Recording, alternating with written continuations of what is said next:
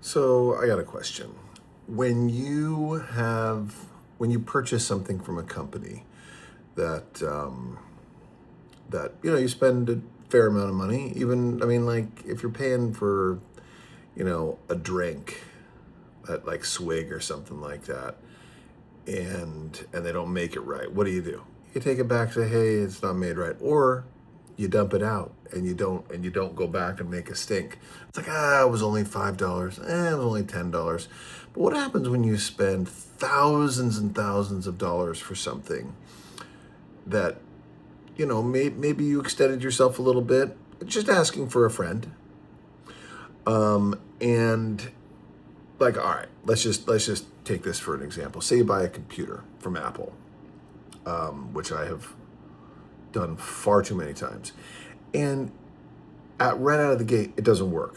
It's like, what the heck is happening? Now, granted, it's not like a Ferrari or something like that where it would take a lot. Like cars are different than computers and whatnot. So anyway, you buy a computer from Apple, and here's the interesting thing about. Well, I guess we can talk cars and computers. Okay, both very expensive things. Cars much more expensive, obviously. So you buy a computer. Apple says there's a 14-day return policy. Say you buy it from like Best Buy, they charge you a restocking fee. Apple doesn't charge you a restocking fee. Say within the first 2 weeks you're like, this thing is terrible, I hate it. What do? You can take it back, or you just live with it, or you give it away, or you sell it, or whatever. I would highly recommend you take it back and return it.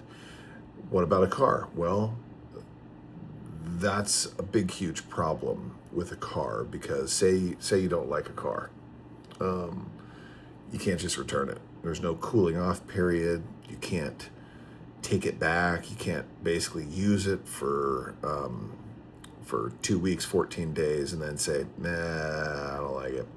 I think I'm gonna take it back. And it's for obvious reasons, because who knows what the heck you're doing to this brand new car.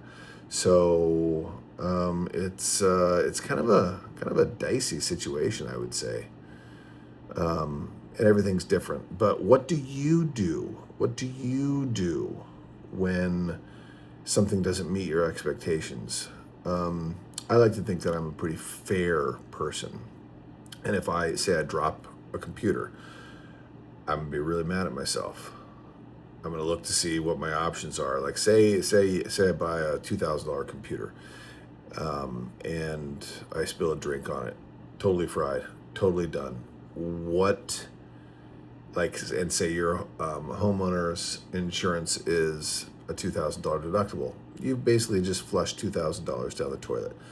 But there is also a little hot tip, little pro tip here, is most credit cards have kind of like an insurance policy built in. Like you buy it with a Visa card, whatever, and say you ruin it within the first 2 weeks, you can call them and file a claim.